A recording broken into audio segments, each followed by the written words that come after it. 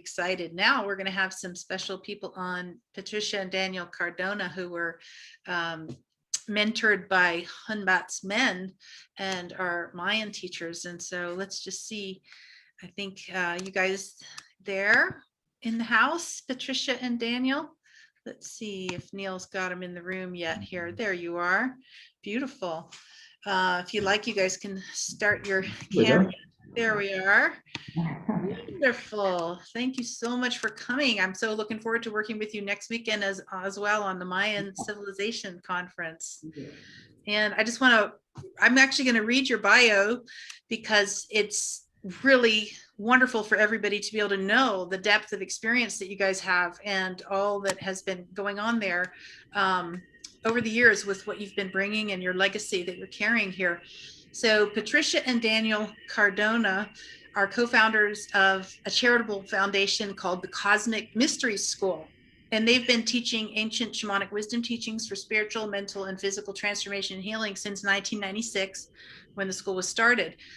And actually, many of you may have heard of Hunbat's men. He actually requested and was a director, a solar Mayan elder, Hunbat's men of their organization. And Patricia was gifted with Nagaku, which is Hunbat's men's ancient Tibetan crystal skull, and his sastun after his death. I don't know if I said that right, but you guys can correct me later. After his death in 2016. Nagaku, the crystal skull, carries Hunbat's men's energy and frequency legacy forward to this day. Besides being a board certified child, adolescent, and adult psychiatrist, Daniel J. Cardona, MD, has been a student and practitioner of the martial and energy arts for more than 25 years. And Patricia Morris Cardona, MS, APRN, is a board certified advanced nurse practitioner and has performed energy healings in person and remotely for more than 36 years. Daniel and Patricia help others learn to use energy movement, energy medicine, ceremony, meditation, and sexual alchemy for healing and rejuvenating the body and accelerating the frequency of the mind and spirit into cosmic consciousness. Patricia and Daniel have received the lineage as Mayan fire priestess and fire priest. They've been trained by Mayan elder Hunbat's men, Miguel Vergara Angel, Mayan fire priestess Anne Marie Vergara, and Peruvian Incan elder Williru Hiuata, and other elders. So you can tell we are in for a treat here with these lovely beings today. Thank you. Thank you. Thank you. Thank you. I'd like to start by a way that we learned many things from our teacher. And one of the things we learned was how to start when we were presenting or we were doing ceremony. We always started by thanking the great central sun and putting on our headband. So call upon the great central sun. You move into your grace and your space. You bring your cosmic knowledge and wisdom into us now. We make this offering to you on all levels. We make this offering of love to you on all levels. One of the things that Hunbat's did was he was always teaching, and we were continuously learning from him. We always said if he ever opened his mouth, we needed to have a recorder on or a video on, because it was always something that was going to be tremendous that we would want to always remember. So we've made quite a lot of video of him and some books and things we made to try to help him with his teachings and bringing them forward. And we're going to share some of those next weekend. So we're looking forward to that. And one of the other reasons for the headband is that, and I'm sure many people know, is that when you connect to ritual, especially when you've been taught by a teacher who comes from a long lineage, when you perform the ritual, whether it's what you wear, the headband, the sounds, the music, you're really connecting to that whole lineage that can sometimes go back thousands of years. Martial artists know that. The practitioners in Asia know that, and that's why they do things just like they were taught by the teachers. If you change them, you can create a new lineage, and then the people 1,000 years into the future can benefit from that lineage. But we're connecting, right, with the teachers and their lineages that we've been taught through. Right. So, and you say that there's sometimes there's a gap in knowledge, like people are repeating the ritual without knowing exactly what it means, and other times yes, the meaning is kept intact.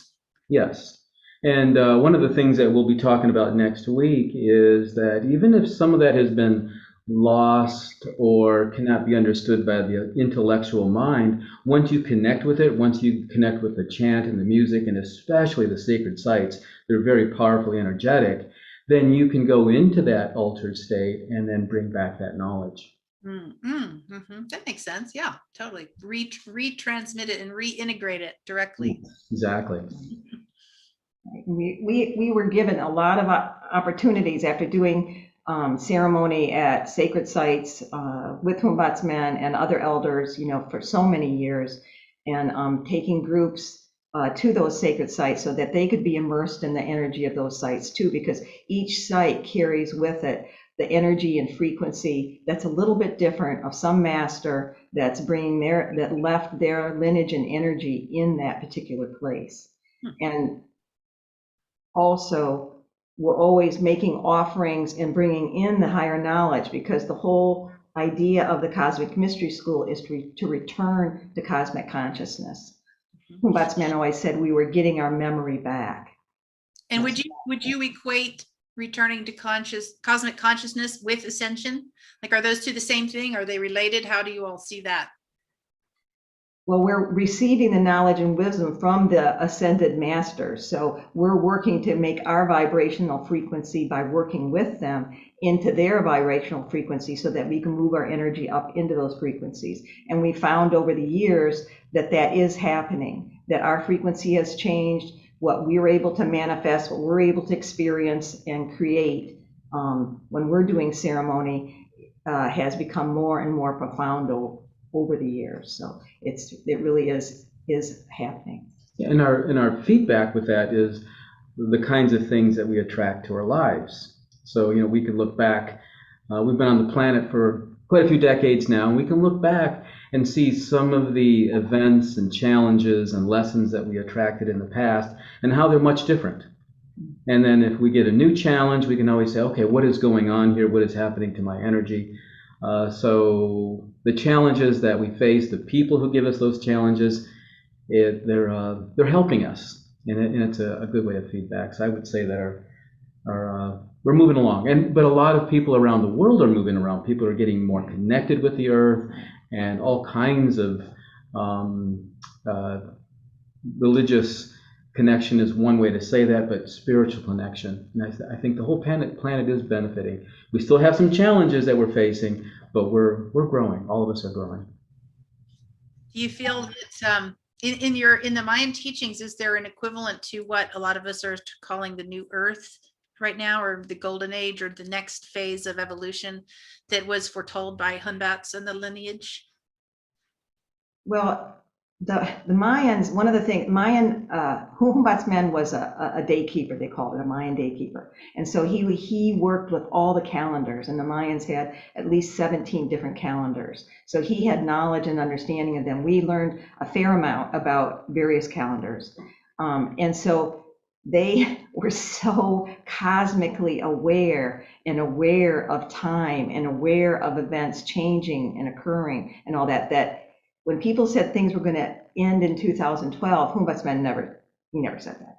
He said that was what some people were saying, but it wasn't his understanding, because there was, if one calendar ends, another calendar begins. So it's always an ending and a beginning, an ending and a beginning. That's why there were so many calendars that were taking you into different realities. And he was totally involved in the other realities. I can promise you that. One time I asked him a question, we were having a conference, and I was trying to understand a concept about, and I asked about the planets aligning and the great central sun and our sun being in the womb of the universe. Anyways, I asked him that, and I walked up there and he took my hand and he drew a symbol on my hand, and he said, just like these lines are crossing on your hand, so is the relationship that's happening right there. And when he did that, he immediately took me into an altered state, into that other dimensional frequency. So it was that powerful in that moment of being there. And those kind of things have happened a lot. We have had so many miraculous experiences that there's no question that there are many realities and many opportunities to move into these higher realities. And Hunbat's really stressed cycles of time, Right. and there were at least 17 calendars, at least. And the temples were often calendars in themselves, so they helped keep track of time. And so a lot of our changes that we're seeing now are nothing more than how things cycle through. One of the cycles I thought was really interesting is that we grew up in Michigan, born and raised in Michigan, and in Michigan you learn about the glaciers, because the glaciers cut out the Great Lakes and so forth. And now we live in northern Kentucky, and we're seeing how far the glaciers came down. So everything north of the Ohio River is flat, including Michigan. And then below the Ohio River is hilly and so forth, most of Kentucky. I don't think there's any flat areas in Kentucky. But it lets us know that for the past 11,600 years, the glaciers have been receding, and they'll probably come back at some other point too. So this is nothing new. We were in Michigan probably 20, 25 years ago when we happened to be visiting Patricia's parents. And at that time, the water in the Great Lakes was beginning to recede. And we were all worried. We didn't know where the water was going. Was a drought occurring? And we're all worried about it. Not every day, but we certainly commented on it. And then one day, Patricia's father, who was probably in his 80s at the time, he goes, it was like that when I was a kid. In fact, it was further out. We were actually pasturing, if I remember correctly, cattle where the water is now. And sure enough, a few years later, the water's back, and now the Great Lakes are full again. So we can see these cycles, but our time on the planet is so short that the cycles aren't obvious at all. The Maya had a much bigger cosmovision. Some of their calendars were hundreds of thousands of years, and some of them were shorter. One of the shorter calendars is the Pleiadian calendar, which was 52 years. So you get a much bigger view of what's happening in the universe. And so are you saying that the glaciers were down there in Kentucky or wherever, and then they started pulling back Yes. north and flattened the land as they went? Yes. Yeah, that's the current understanding by geologists, and I didn't know that as a child. Of course, I knew about the glaciers, but we would travel down, and everything was flat. And then until you crossed the Ohio River on I-75 bridge, and then suddenly Kentucky is hilly and beautifully, hilly with hills and valleys and so forth. So yeah, the glaciers are receding, and they'll likely come back. Probably not in our lifetimes, but cycles of time. Indeed. Yeah, somebody says you can see glacial grooves in southern Ohio. Oh, yeah, that's right. Yeah, and so this skull, this Nagaku, Wow. wow, what an amazing thing to be able to carry and share with us. That's really special. So I've heard that, with a lot of the different sacred skulls, what they used to do is download their wisdom and knowledge into the skull. And it sounds like maybe Hunbat's had done that for us and for you all as well. He did. It was amazing. The whole story of the skull is a long story, but it is very amazing. And it's one of 13 that were brought to the United States by a Chinese gentleman named Frank Liu. And we had all 13 in our house at one time. And anyways, he ended up giving Hunbat's men this particular skull. And you can see they're not human. It's a little smaller head than my own, and its features are not quite human. It's some extraterrestrial type of being, but each of the skulls was different. I have photos of each of them, and each one was different. They did not look all the same. But when we were we had Hunbat's men here in 2009, and we took him to Serpent Mound, which he loved, and which is in Ohio. It's only an hour and a half from us. And another lady from Africa who had purchased 2 of the skulls, brought her skulls there. And the most interesting thing was that I noticed that this skull, Nagaku, looked quite a lot different in color and frequency than the 2 skulls of the lady. And I asked Hunbat later, I said, I noticed that Nagaku looks so different. He's clearer, and he has developed a third eye. And Hunbat's men just smiled. He loved to laugh and smile. And he said, I've been working with him.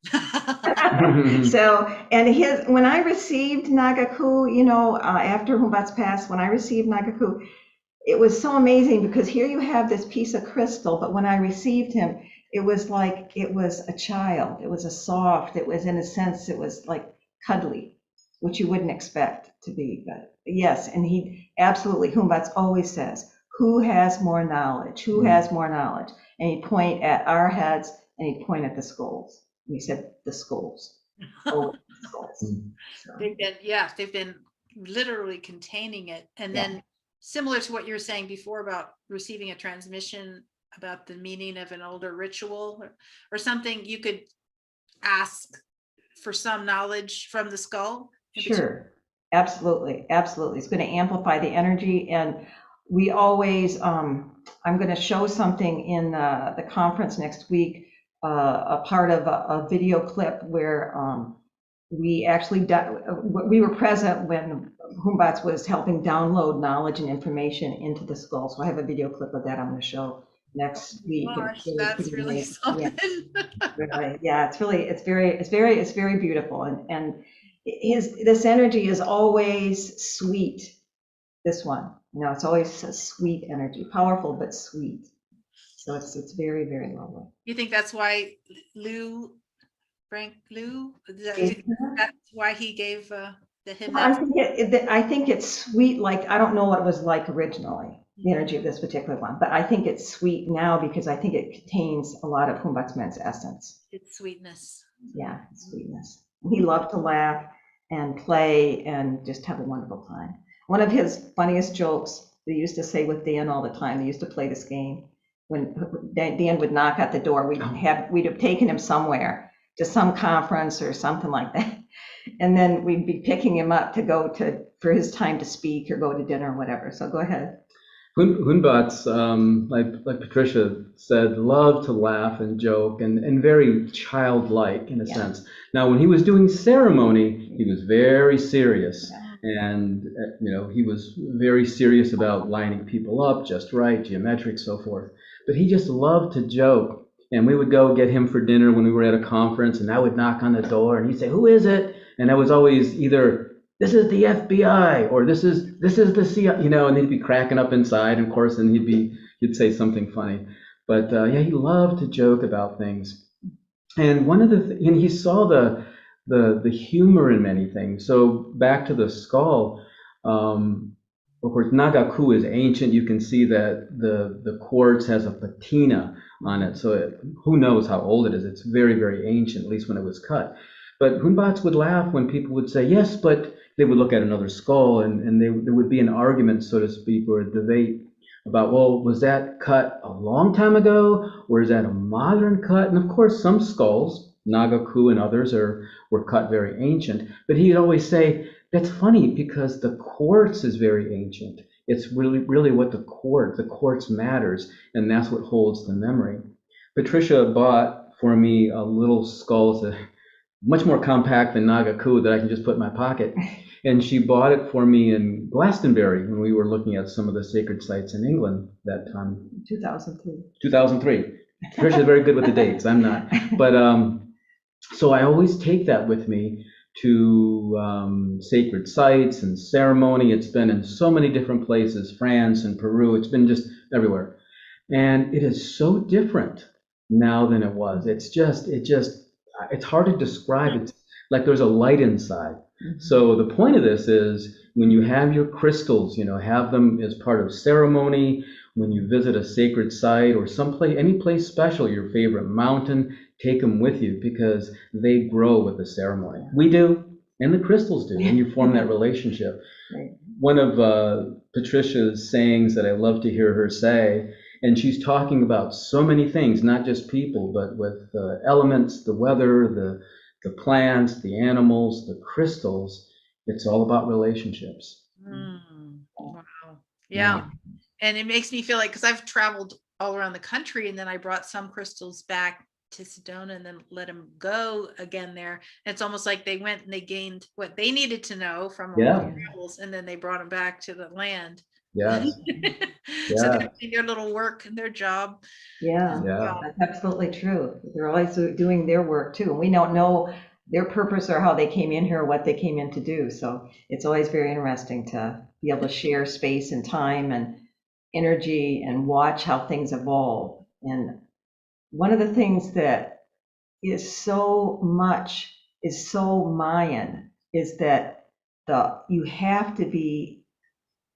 to develop into the inner knowledge, into the energy of the inner knowledge before you can access a lot of um, well, Humbats would always call them the powers, the seven powers. He would talk about that. But to be able to access those, you have to be working and changing your frequency, because you cannot access them until you do. So that's part of the whole relationship. The idea is accessing and moving with it. It's like with Copal. So I'm a fire priestess. So one of the things we work with is Copal. And Copal is a sacred resin from a tree in Mexico. And we use it to smudge, to cleanse people, to smudge space, to keep things clear. We use it to make offerings, to bring in the higher forces, and to cleanse and clear ourselves. We use it for many things. But because of the whole idea of relationship and developing a relationship, it's like Carlos Castaneda said, in his work, in his books, he talked about making an alignment and a relationship with, it could be a plant being or whatever. Well, it's the same thing for me with the copal, because I've worked with it so long that I have a relationship with it now. I've developed that relationship. And so because of that, I can actually bring it in and send it into a room, even if, or a person that I'm healing, when I'm doing a healing on someone, even if I can't light it. Okay.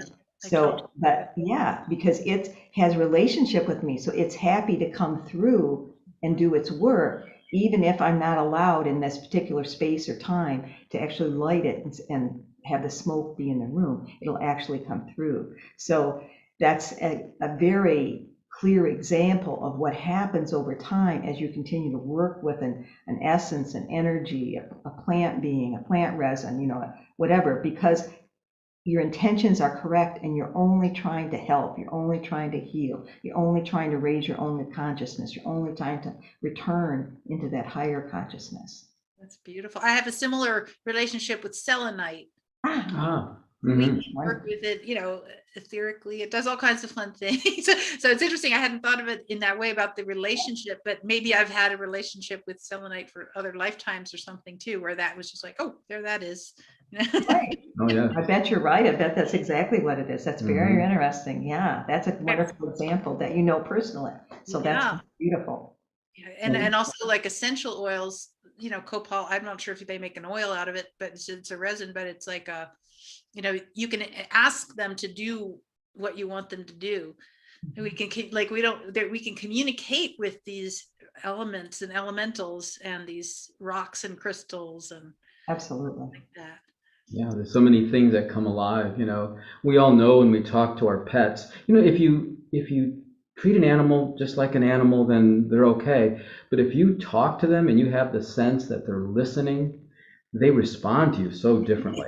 And people who have pets will swear, whether it's cats, dogs, or whatever, that they understand what you're saying. We don't know how they do, but it's the relationship. And in the Maya, and we're going to talk more about this next week, did this in many different ways. And one of the ways was ceremony. Another way, the calendars. And when you understand a little, you don't have to understand everything there is to understand about the calendars. None of us do. But when you just appreciate the fact that these calendars are describing some cycle. I'll never forget the first time after studying with Hunbats for a few years. In the winter, the Pleiades, we can see the Pleiades. Beginning mid-late October, where we are now, it starts to rise. I mean, it's always out there, but in terms of being at night where you can actually see it. And I will never forget the first time I saw the Pleiades. I mean, I choked up and had tears in my eyes. It was in the middle of the winter, and it was cold, and I could see it, and I had my little binoculars. And then you can appreciate how we're so connected to everything. When you walk in the woods and you can identify a few trees, and suddenly the woods, wherever you are, become alive, and you're starting to form that relationship. And we're going to go into more of this next week about the other ways that our brain changes when we go outside. Our brain changes when we listen to certain kinds of music, especially in the drumming way. Now, there's a lot of beautiful music out there, and it's nice to listen to. But the indigenous populations around the world, they had specific rhythms. And it's so interesting how the scientists are helping us appreciate the reason they had that rhythm is because our brain responds to it. Now, and that's nice to know, but it's not going to help you. And one of the teachers that we love so much, who is teaching us this healing modality, she frequently says, as she's teaching us a new level, your mind can't help you here. Mhm. And so once you're in the rhythm, once you're outside, once you're in the ceremony, once you let go of the thinking mind, beautiful things happen. Mm, Yeah. yeah. It makes me think of how many people have been nature deprived over maybe the last couple of years in particular. Yes. And Yes. so I guess most of the ceremony and everything, I mean, they lived more outside, much more connected to nature, generally speaking, even the way Yeah. the houses were built and designed and their daily lives. Yeah. Yes. Yes, Yes. absolutely. Absolutely. And so I think, yeah, people, we can do a lot of healing just by making an effort to go out in nature is what Going out in nature. Yes. And go ahead. Having a relationship, it's like part of the whole Mayan tradition and everything too, is having this really deep relationship with the sun. That as our sun, the sun in the central galaxy, all that. But when you develop a relationship with nature and the elements deeply, you can see that relationship firsthand. So if it's it can be sunny out, and whenever I walk out of the house and I see the sun for the first time, I'm always like so happy, and my heart is just full, and I look at the sun and I'm just I'm so grateful, and I say a prayer of gratefulness and ask for a cleansing, of my body, mind, and spirit, and I'm just so grateful. And the sun brightens. It absolutely, absolutely does. And it responds to you. And the leaves on the trees may move. When we do different things, when we do ceremony, all kinds of mysterious things happen because the elements are responding to us, because they know that we know, and we are in a relationship with, we're in a living, breathing, it's not a thought, it's a feeling, it's an action, it's a resonance. And so you will see and feel them respond. It's very amazing. like they're like, ooh, the humans took Yeah. Yes. off for a sec. We can talk to them now. Yeah. Yeah. Yeah, one of our teachers will often say, when you're in this mode, and whether you're interacting with your icons or whatever, it's sort of like, don't just look at them, but watch them looking at you, watching them. Mm. And you can do that with the trees and the plants and the sun. And there's a really fun story. We were in Ireland at the time, and we had a guide. I'm not sure what site that was. It was his family's land. It was an ancient site that happened to be on his family's land. So I'd made contact with him, and we were going to viewing the site. That's right. Yeah, and he knew a lot about the land. Right. He had a lot of information, a lot of intellectual information, and he really enjoyed showing us and telling us the stories about these the certain kinds of Cairns. mounds. Yeah, The cairns. They have the cairns there, yeah. Right, and you could go inside, and they were Right. different places, and he had a lot of information. We enjoyed what he was telling us, and so forth. And sort of organizing the story in my mind. And there was a sense that he was sort of placating us in some way. Right. Here these Americans are coming over to Ireland. We're going to show the Americans the cairn and so forth. And yeah, this is really interesting stuff. And he was very polite. But then Patricia started a ceremony. And it was cloudy and, frequently out in, UK and Ireland and those places, windy and rainy and so forth. And then Patricia started the ceremony. We all joined in. We're doing some chanting, some lighting some incense and so forth. And suddenly for a brief moment or two, maybe several minutes, the clouds open and the sun comes out. And this guy who had all this information, which was wonderful, suddenly he's looking up at the sky, and it changed his whole perspective on the whole thing.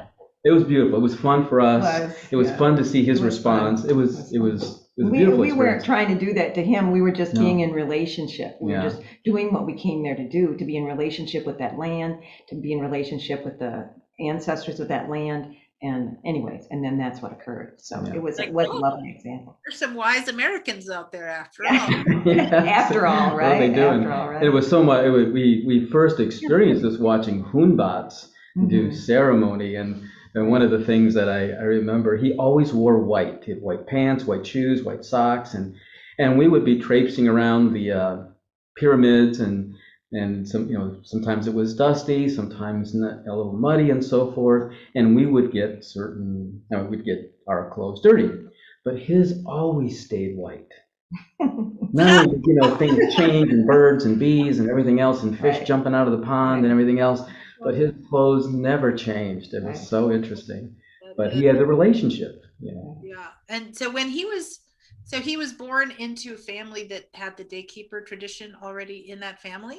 Is that? Yeah, he was recognized as, when he was age 6, he was recognized that he was going to be a Mayan teacher.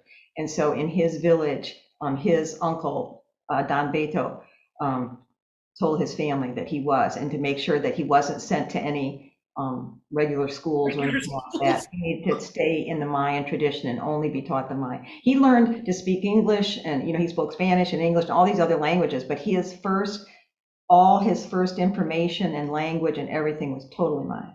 And so, yes, he was chosen at a very young age and raised into it. Whew. Can you imagine our planet when that type of cultural wisdom returns to where we recognize the children, Yes. what they're meant to be, and Yes, start giving them that input right at that time?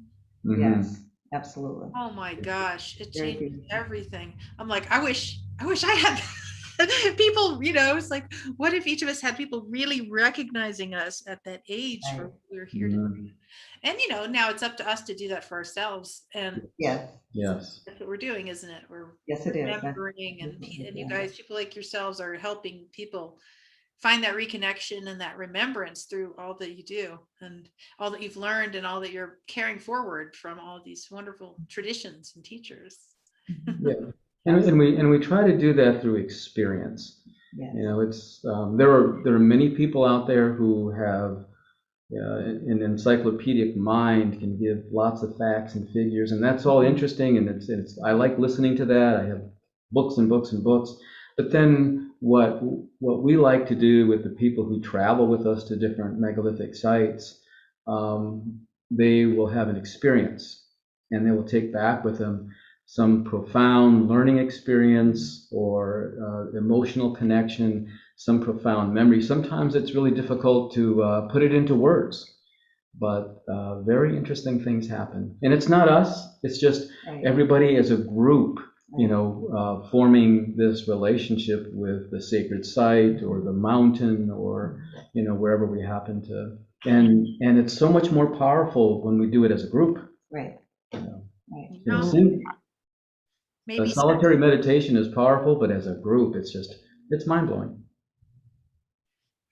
Really beautiful, yeah. And there's a relationship perhaps with that person, with that place, or their ancestors, even either them in another life, or maybe their ancestral DNA and their lineage there. And then things get activated just by intentionally going to that place. It's so hard to understand this, but for some reason, Humbats, we knew him for so many years and helped him for so many years that for some reason I could communicate. I couldn't speak Spanish. I certainly couldn't speak mine, but he spoke English quite well. But for some reason, sometimes somebody would be asking him a question or something would be going on, and he wouldn't understand what they were saying. And he would turn and look at me, and I would repeat to him exactly what they said. But for some reason, when I said it, he understood it. Then he'd answer the question, whatever it was. So yeah, somehow we knew each other from so many times, because we were so devoted to him, and who could explain why that was? And the very first time we met him, after we met him and did ceremony with him that very first time, he asked us then to start the school. It took us a couple of years to really start the school, but he asked us then to do it. So some kind of deep, ancient relationship. Yes. Really something. Are you still in touch with any of his people from? Yes, yes, with his son Cesar. And we would have tried to, well, we're gonna see what we can do, but Cesar does not speak English. Well, so that's one of the problems with it. But anyways, we've tried many things with communication and all that, and we email, and he has another man he works with that helps him with the emails and all our communication. So it's all good, and he's wonderful. We spent so many years watching him cart his dad. Back in the old days, the cameras were so huge, and here we'd be in the boiling sun, and there would be Cesar carting this camera around for his dad, videoing his dad, so. And Cesar was very devoted to his dad, but Cesar helped his dad in many ways, but wasn't really involved in the Mayan teaching, even though he was always there in the hot weather and 100 degrees, and he's carrying the camera and taking a lot of video.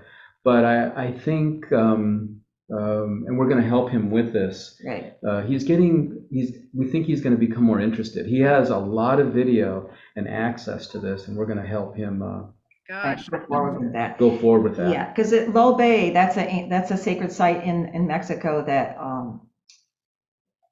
the mystery schools helped Humbat's men to create, and we'll see some. There's a picture of him. Yeah, there he is. There he is.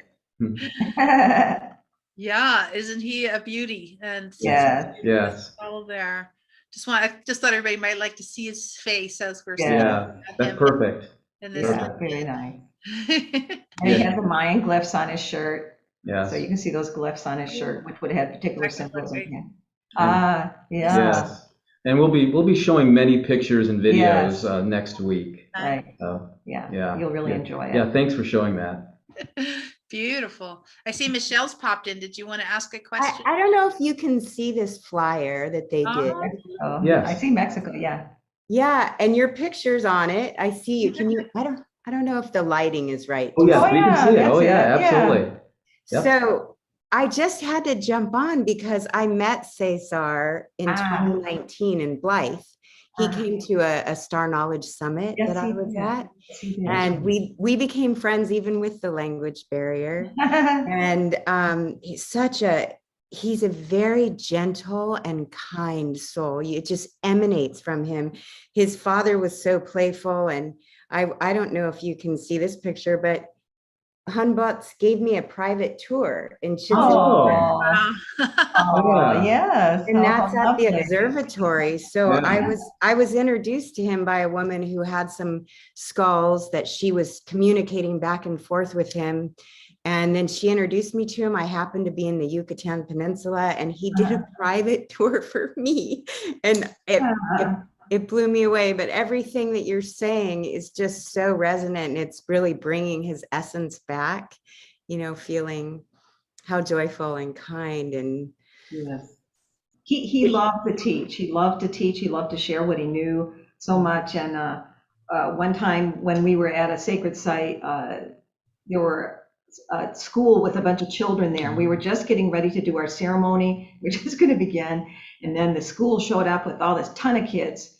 And we didn't know what was going to happen. And before you knew it, he had gone, and Tumbat's men went over and talked to the teacher and got all the children involved in the ceremony. Mm-hmm. So he was always like that. He loved children. He was like the Pied Piper of fun. I just wanted to follow him and play with him. He was very childlike. And when we were at Chichen Itza, and I asked him if we can do ceremony, he had gotten, I think, the guards weren't too happy about the big one, Mm-hmm. So I said, aren't you going to be with us? He's pointed to a bench, and he he sat over there. So he let me know we couldn't be publicly doing the ceremony. And then he showed me where to go. And it was a telepathic experience that we had when we did this. I just wanted, my heart was so full of love, and we wanted to transmit that to the area. And there was a very strong, he had telepathy for sure. I'm just being able to dial in and hear those messages. So I just had to pop in and say that. I didn't want to thank you. Thank you. interrupt, but I thank you so much for bringing his essence back around. It really inspired me today, and thank you for the work that you're doing and continuing the work. Yeah. Indeed. Neil, do you want to hop on now and we'll talk with these guys and chat about the conference coming up next week? It's Neil's brainchild, I think, or Souls, or one of your guys' idea to do the Mayan Civilization Conference next weekend. Yeah. Hey, Patricia Daniel. Nice to see you guys in person. Yes. Nice to meet you. Your volume's a little hot there, Neil, just to let you know. Oh, my microphone's loud, or what is it? Scratchy and hot. Yeah, I know what it is. Hold up. Should be better now. That's a little too low. Find the sweet spot. I've always had an issue with balance. So here we go. I think that's better, right? That's perfect. All right, cool. So yes, I am really excited to connect with you guys. And when Sharia recommended you be a part of it and showed me so much information that you guys go into so many different things, that I'm just really happy to just continue this relationship and see where it goes. And this is the first, everybody, this is the first time that I'm gonna be working with Patricia and Daniel for this event. And it is coming up this weekend on 10/10, so Sunday, a week from today, actually. And it's our first that Sharia and I are cultivating and creating an ancient civilization series. And I've mentioned this a couple times during the weekend. We are going to be doing a different ancient civilization pretty much every single month for a whole 12 months. The Maya Empire, the Sumerians, the Egyptians, the Indus Valley, the Tartarians.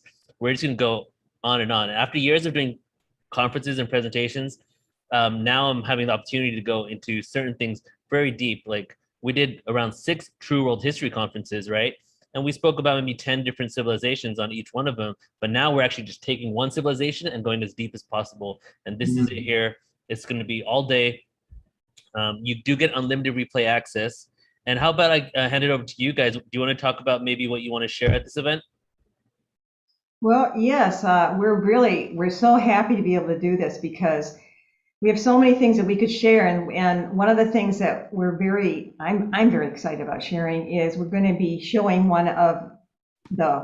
we have a Mayan codex, a copy of a Mayan codex that was Humbat's men's. And there's a long story about how he got it, which is a very interesting story. But we have a copy of it, and I'm going to be showing some clips of him presenting the codex and showing the meaning of it. And that was one of the most profound things, was his ability, because his mind, he was in the higher knowledge. He was in he was connected to all the levels of consciousness. And so he could look at that codex and go through it and understand it. And he encouraged the rest of us to do that too, to go through it and be with it and gain the knowledge of it. But so we're going to show video clips of him, and I'm excited for you to be able to see it, because you'll be able to see him, feel and see his essence, and hear him telling the interpretation of what he understood about that codex. So that's one of the things I'm excited about. And then I'm also going to show a picture of a stucco carving from Chichen Itza. It happens to be in the ball court, and we refer to it as the Headless Warrior. But what I'm going to show is that although I'm sure they meant well, but the archaeologists and the anthropologists suggested that this depicted human sacrifice. But what I'm going to show during the period of time that I'm talking is this really shows one of the greatest secrets hidden within the Mayan religion.